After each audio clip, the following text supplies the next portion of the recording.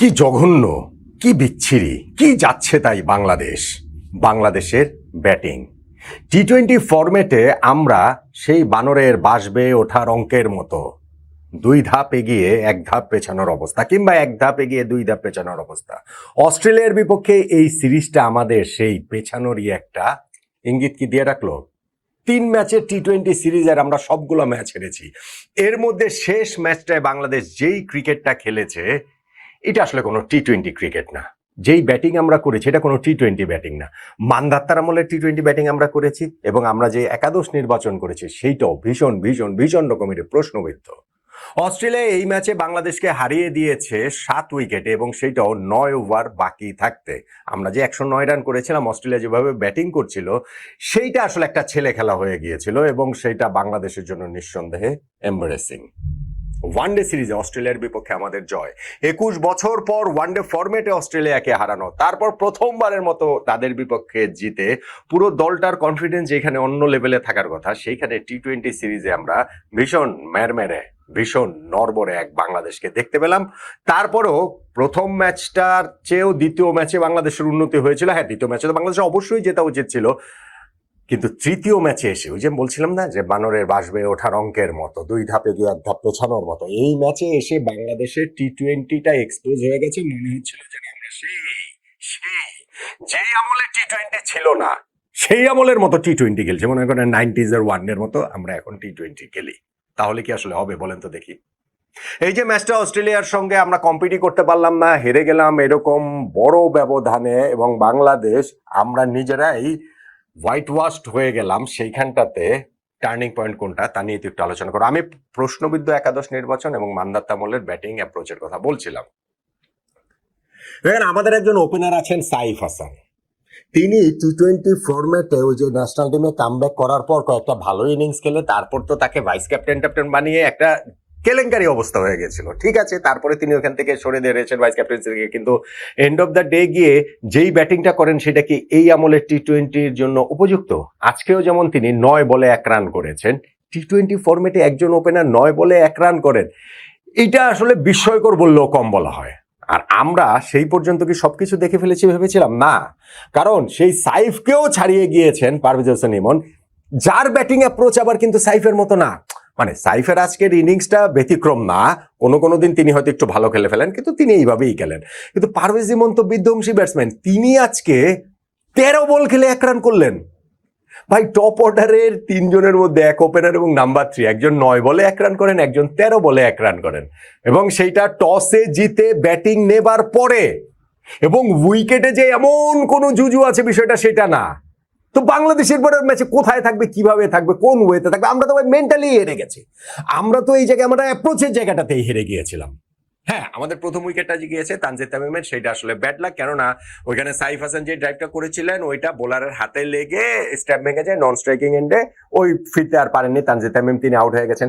অবশ্যই তার আরো সতর্ক হওয়া উচিত ছিল, কিন্তু ঠিক আছে, আমি বুঝলাম এটা একটু দুর্ভাগ্য। কিন্তু এরপরে সাইফ এবং পারভেজ ইমন যে প্যাথেটিক ব্যাটিং করেছেন, এইটা আসলে দেখার জন্য তো পীড়াদায়ক বটেই, এটা আসলে বিব্রতকর 2026 সালে এসে এই 9 বলে 1, 13 বলে 1 রানের ইনিংস দেখা টপ অর্ডারের কাছ থেকে টি-20 ফরম্যাটে।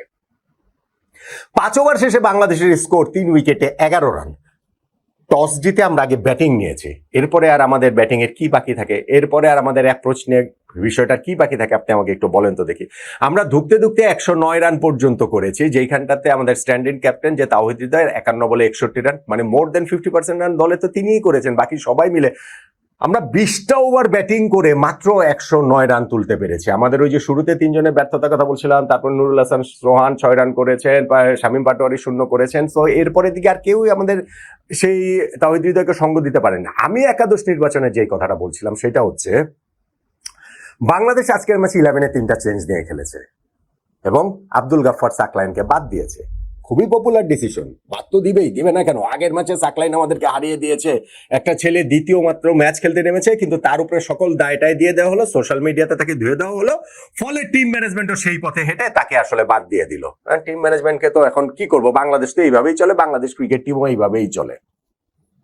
খুবই আনফেয়ার হয়েছে আমি মনে করি। এটা আব্দুল গাফফার সাকলায়েনকে ব্যাক করা হয়নি। হ্যাঁ, টিম ম্যানেজমেন্ট যদি সিরিজের শুরুতে ভাবনার জায়গায় এরকম থাকে যে না আমরা 2 ম্যাচ খেলিয়ে তাকে ড্রপ করব, থার্ড ম্যাচে আমরা বসিয়ে রাখবো, তাহলে আমার কোনো কথা নাই। কিন্তু যদি এটা থাকে যে না সেকেন্ড ম্যাচটাতে সোশ্যাল মিডিয়া তার উপরে ঝাঁপিয়ে পড়েছে বলে তাকে বাদ দিয়েছে, তাহলে আমার সিরিয়াস আচ্ছা যাই হোক, ঠিক আছে। ওইখানটাতে মুস্তাফিজকে রেস্ট দেওয়া হয়েছে, সাকলায়েনকে তো রেস্ট বলা যাবে না, বাদ দেওয়া হয়েছে। এখানে 2 ম্যাচের তাসকিন এবং সুফিয়ানকে নেওয়া হয়েছে, এটা একটা পার্ট। আর একটা হচ্ছে কি সৌম্য সরকারকে একাদশ থেকে বাদ দিয়ে সেখানে নেওয়া হয়েছে নুরুল হাসান সোহানকে। সৌম্য সরকারকে বাদ দিয়ে সোহান, মানে একজন টপ অর্ডারকে বাদ দিয়ে আপনি একজন লোয়ার অর্ডার ব্যাটসম্যানকে একাদশে ইনক্লুড করলেন, কি বুঝে হিসাবটা আসলে কি? এবং সেই হিসাবের জায়গাটাতে নুরুল হাসান সোহান 5 নম্বরে ব্যাটিং করছেন। ভাই যেই দলের ব্যাটিং অর্ডারে নুরুল হাসান সোহান নাম্বার 5-এ ব্যাটিং করেন, সেই দলের ব্যাটিং নিয়ে সিরিয়াস প্রবলেম আছে, সিরিয়াস প্রবলেম আছে। সোহান আর শামিম তারা হচ্ছে নাম্বার 6-7 এর ব্যাটসম্যান। আপনি যদি নাম্বার 5-এ তাদেরকে ব্যাটিং করান, আমাদের ব্যাটিংটা কতটা লাইট হয়ে যায় সেটা কি আসলে আমাদের টিম ম্যানেজমেন্ট বুঝতে পারে না? ফলে আমার এইটা নিয়েও একাদশ নির্বাচন নিয়ে সিরিয়াস প্রবলেম আছে, বা আমার হচ্ছে অবজারভেশন, আমার কমপ্লেনের জায়গা রয়েছে যে সৌম্যকে একজন টপ অর্ডার ব্যাটসম্যানকে বাদ দিয়ে একজন লোয়ার অর্ডার ব্যাটসম্যান সোহানকে একাদশে ইনক্লুড করা, এবং সেই লোয়ার অর্ডার ব্যাটসম্যানকে আবার মিডল অর্ডারে খেলানো, 5 নম্বরে খেলানো। আমরা বোধহয় মাঠে নামার আগেই এই বাইরের গেমটাতেই অনেকখানি পিছিয়ে পড়েছিলাম।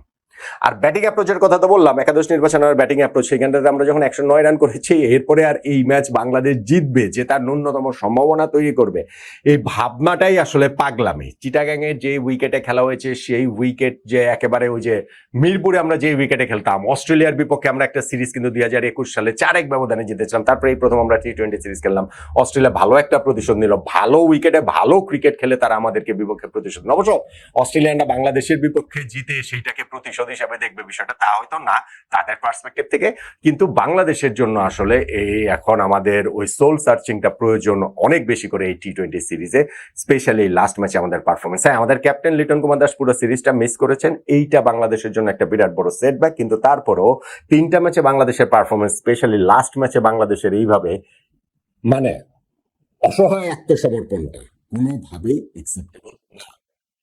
আমি বোলার ফিল্ডারদের কথা এরকম বলবো না কেন, 109 রান ডিফেন্ড করা এই উইকেটে এই অস্ট্রেলিয়ার বিপক্ষে নেক্সট টু ইম্পসিবল। এবং তারা যখন প্রথম 6 ওভারে পাওয়ার প্লের মধ্যে 54 রান তুলে ফেলেছে, ওই পাওয়ার প্লেতে লাস্টে গিয়ে আউট হয়েছেন নাসুমের বলে জশ ইংলিশ, কিন্তু 54 রান উঠে গেছে। ওই ম্যাচের রেজাল্ট নিয়ে সামান্য যে সংশয় হয়তো ছিল, হয়তো বাংলাদেশ যদি শুরুতে কিছু ব্রেক থ্রু পেত তাহলে কিছু হলেও হতে পারতো, ওইটাও আসলে চলে গেছে।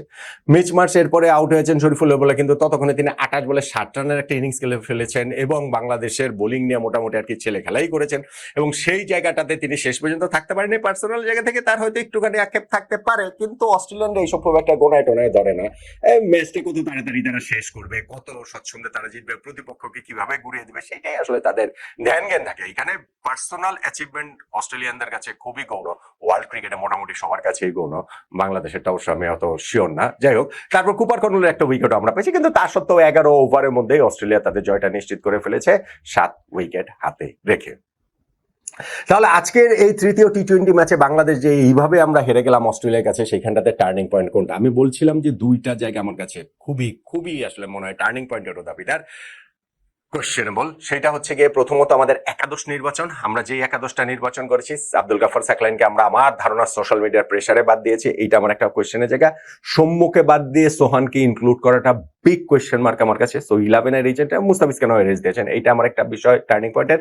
আর আরেকটা হচ্ছে গিয়ে যে আমাদের ব্যাটিং অ্যাপ্রোচ, আমাদের সেই মান্ধাতার আমলের, আমাদের সেই 90s-এর ওয়ানডে ক্রিকেটের ব্যাটিং অ্যাপ্রোচ নিয়ে যে আমরা খেলছি, 20 ওভার খেলে যে আমরা মাত্র 109 রান করেছি, এবং সেইখানটাতে শুরুতেই আমরা প্রথম 5 ওভারে যে মাত্র 11 রান তুলে 3 উইকেট হারিয়েছি, এবং সেইখানে আমাদের 2 ব্যাটসম্যান ওপেনার সাইফ হাসানের 9 বলে 1 রান এবং 3 নাম্বার পারভেজ হোসেন ইমনের 13 বলে 1 রান, এটাই বাংলাদেশকে ম্যাচে হারিয়ে দিয়েছে আমার কাছে। তাই একাদশ নির্বাচনকে ছাপিয়ে টার্নিং পয়েন্ট যদি বলি, তাহলে আমাদের ব্যাটিং অ্যাপ্রোচ, প্রথম 5 ওভারে 11 রানে 3 উইকেট হারানো, টসে জিতে ব্যাটিং করতে নেমে, এটাই বাংলাদেশের পরাজয়ের সবচেয়ে বড় কারণ। এটাকেই তাই আমি টার্নিং পয়েন্ট বলছি।